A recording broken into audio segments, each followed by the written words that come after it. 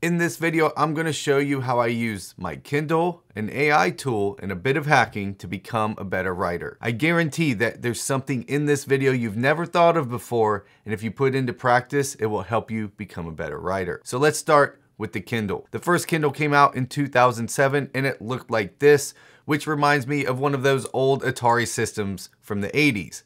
But pretty soon though, Amazon was iterating through designs and making it better and better. Now I love the texture, the smell, the aesthetic of paper books, but now I do almost all of my fiction reading on a Kindle.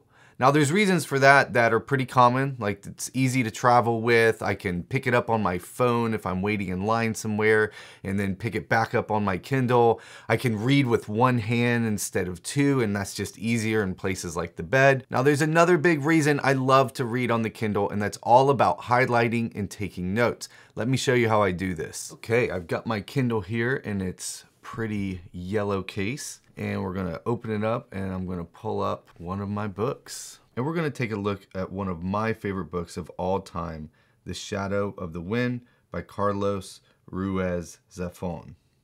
So as I'm reading through the book, I can stop and highlight any lines that stand out to me as something that I would want to come back to, that I think is super well written, or I'll just pick something that made me laugh or made me sad or just struck me all the way to my gut. So last night I was reading back through this book and this particular line stood out to me. It was a well-known fact that the richness of buttery foods led to moral ruin and confusion of the intellect. So I highlighted that. It's just something that stood out to me. Anytime I'm reading and something stands out to me, it's super easy for me to just tap and highlight. So I'll just show you how you can do this. Let's say this sentence right here, I want to keep. I'm just going to tap. I'm going to come down. And now it's highlighted. I'm actually going to remove that one. So as I read through my books, anytime I find something that stands out to me, I just go ahead and highlight it really quick. The other thing that you can do is you can leave a note. So for instance, earlier in this book, I was reading a scene and I noticed it was the lovers meet scene of the book, and I wanted to keep track of that. And so again, I could easily highlight the beginning of the scene, and let's say it was this right here. I could tap on it, write a note, and I could leave myself a note, and I could save that note. Now this is super helpful as I go through it, because now as I'm reading the books, as I'm just reading for pleasure, not as work, just reading it because I love to read, if something stands out to me, whether it's a particular part of the book, a line in the book, or a passage, I can quickly highlight it and leave myself a note. And now I'm going to show you how that helps you in the future. So some of you may be thinking, yeah, but I can do this in a normal book. All I need is a pen. I can underline parts in the book and leave little notes for myself. I don't need a Kindle to do that. And I like reading on paper. But there's something you may not know about, and that's where all of those highlights and notes go as you make them while you read your books. If you visit read.amazon.com, this is where you can read any of your Kindle books online in any browser. Now, you're not allowed to judge me for any of these books that are on the screen. Remember, a lot of times I'm reading just for research. But there's another part of this that you may never have dived into, and let's take a look at your notes and highlights. Inside your notes and highlights are literally all the books that you've left highlights or notes inside of a Kindle book. And so here I can see every line that I highlighted or left a note on inside the book, The Shadow of the Wind. But not just The Shadow of the Wind. I can look at Bird by Bird by Anne Lamott. I can look at Breathing Lessons by Ann Tyler, and any of the other books that I've read. I can pull out lines that stood out to me, the passages I highlighted, the notes I took are all right here and easy for me to access. And the longer I do this, the greater my database of masterwork line by line writing grows. Often before I start writing something new, I come in and I pull up my favorite books and I read through all of my highlights, getting inspired by the writing, the sentence structure, the imagery, and just how the writer has crafted their sentences. So instead of my favorite passages being trapped in paper books underlined, I have it all right here, easy to reference and get inspired by. But it's not just inspiration. You can use these highlights and notes in a very specific way But I'm going to come back to that, so just hang on there because I've got another way that the Kindle enables me to become a better writer. I can take almost any Kindle book and convert it into a Word document.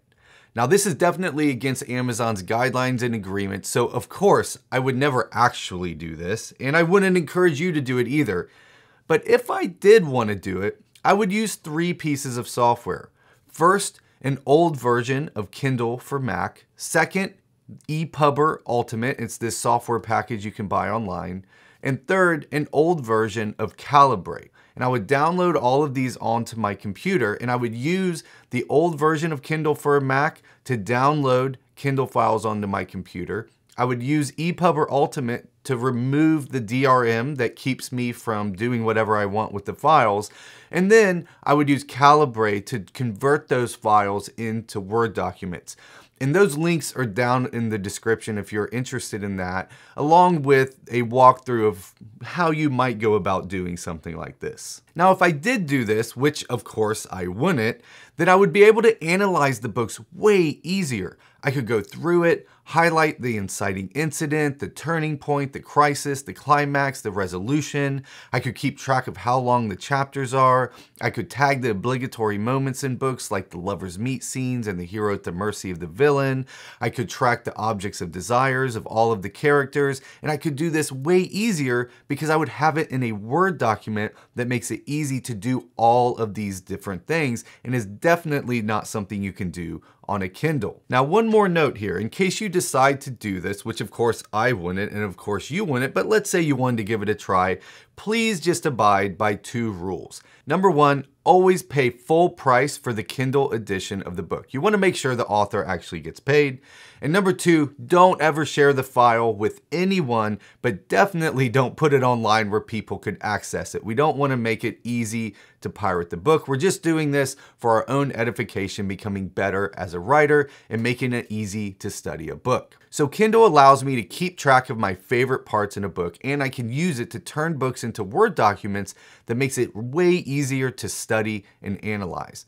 But what about AI? How can I use AI to become a better writer as well? Now, I'm not going to tell you how to get AI to write your book for you or a short story or a scene, because that's just stupid and defeats the whole point of trying to become a great writer and leave a legacy with your writing. But I will tell you, when the AI tools like ChatGPT started hitting back towards the end of 2022, I'll tell you, it freaked me out a good bit. In fact, I said to my wife, if a computer learns how to be a great writer before I do, I'm just going to kill myself. Yes, I'm being a bit dramatic here, but that's how I felt. I was worried, like, are these computers going to just take over the world? Thankfully, so far they haven't, but even through that fear I was feeling, I started poking around at ChatGPT and other AI tools, trying to figure out the best way to use them. And then in January 2023, the Chief Academic Officer here at StoryGrid, Danielle Kiowski, gave me some advice that changed everything for me. She suggested I use ChatGPT as a research and writing assistant who never gets tired or annoyed and is available 24/7. And this just completely changed the way I saw these tools.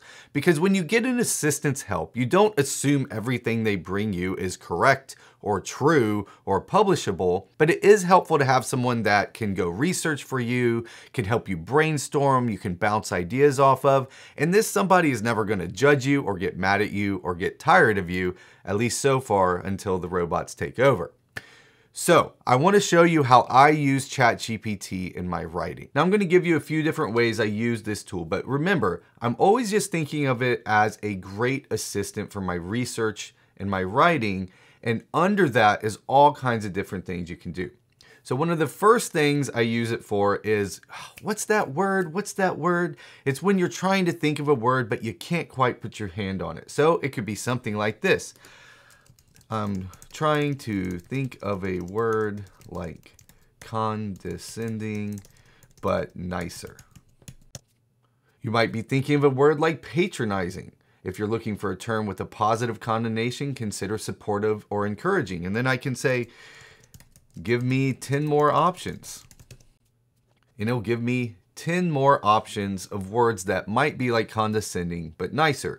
So this is again a great way to brainstorm using it. Often I don't end up using a particular thing that ChatGPT gave me, but it giving me all kinds of stuff to think about and giving me ideas allows me to figure out exactly how I should put it into words. So that's the first simple way, is help you think of the right word. The next thing I use it for is just basic research on stuff I don't need to know about. So in a recent YouTube video, I wrote a scene that took place in a coffee house, and I wanted to have the process of making espresso as a part of the scene.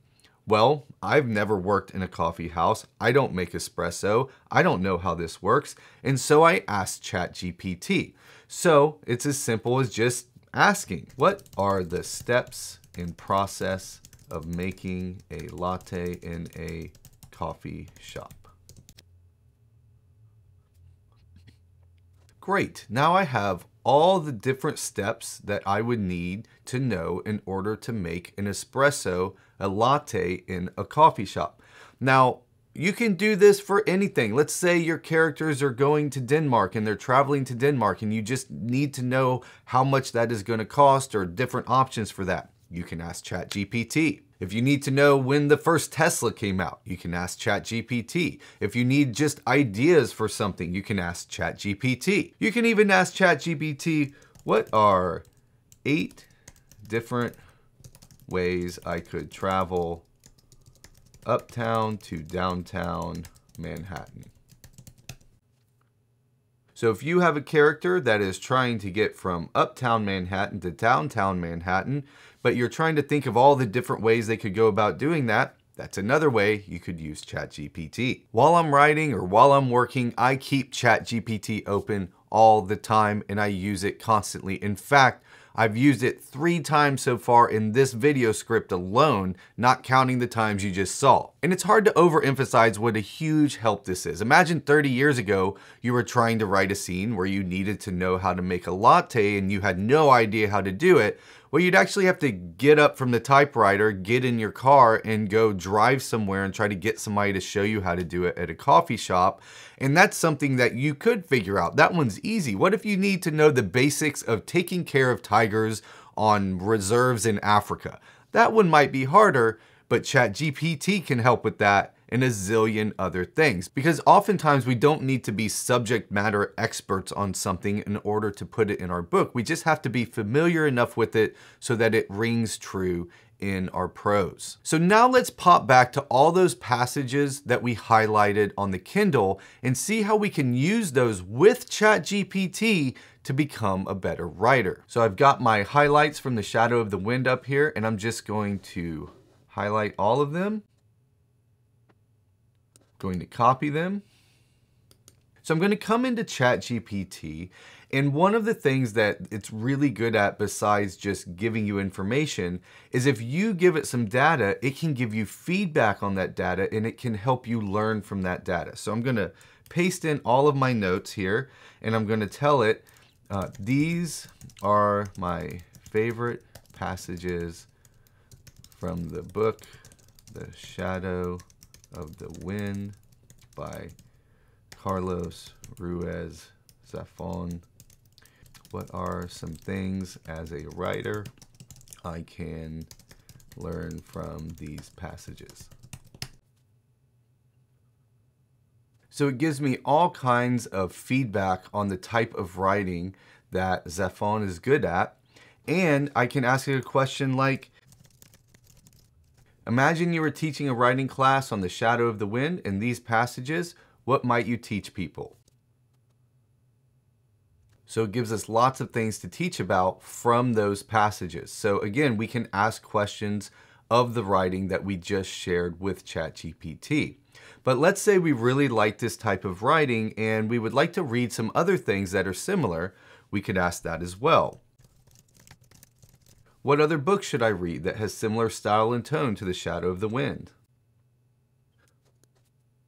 And so now I have several books I can choose from that I might read next to continue down this rabbit hole of writing like Mr. Zafón. And of course, this is a great example of why you need to treat ChatGPT like an assistant that it's not always going to give you the perfect right answer, because right here it offers The Shadow of the Wind to read because it's often compared to The Shadow of the Wind, which doesn't make any sense. So one more thing I want to look at is, can we have ChatGPT teach us how to craft sentences the way that they might be crafted in The Shadow of the Wind? Can you rewrite the sentence, John entered the large empty warehouse at sunset, the way Carlos Safon might have written it? As dust draped its crimson veil over the city, John found himself stepping into the cavernous embrace of an abandoned warehouse, its vastness echoing with the whispers of forgotten tales. I'll tell you, as somebody who's read a lot of Carlos Safon, that's pretty good. And so again, this is where you can start taking all of these highlights and notes that you've put in Kindle, put them into ChatGPT, and use it to teach yourself how to write like these great writers. And of course, we're not trying to copy them, but we are trying to learn from their style, from the way they do things. The writers that inspire us, this is a great way to learn from them. So there you have it. That's how you can use a Kindle, an AI, and a bit of hacking to become a better writer. I highly recommend you start reading fiction on a Kindle and keeping track of your favorite passages. This is something you can come back to over and over, and the longer you do it, the bigger the database you have to pull from. If you're techie and have some patience, you can figure out how to strip DRM from Kindle files and use the Word documents to study and analyze works way easier, but of course, you or I would never actually do that. And finally, ChatGPT isn't the best writing a research assistant in that you can't trust everything that it tells you, but it's way cheaper than a real life one, and it won't ever judge you for looking up very weird things like how you might dispose of a body. Now, at this point, you might be sick of talking about tech stuff and want to get back to writing a great story. So we have a great video on how to discover and develop your theme that you should watch next. That's down in the description. It'll be up on your screen shortly. If you're wondering who I am, my name is Tim Grahl. I'm the CEO of StoryGrid, and I'm the author of Running Down a Dream and The Threshing. My partner is the creator and founder of StoryGrid, Shawn Coyne, and he's an editor and writer with over 30 years of experience. If you want to find out more about what we do at StoryGrid, go to storygrid.com, sign up for the newsletter. We've got tons of great free resources for you there as well. And of course, make sure you like the video and subscribe to the channel so you get notified of all future videos. But as always, thanks for being a writer. Thanks for being a part of our community here at StoryGrid, and I'll see you next time.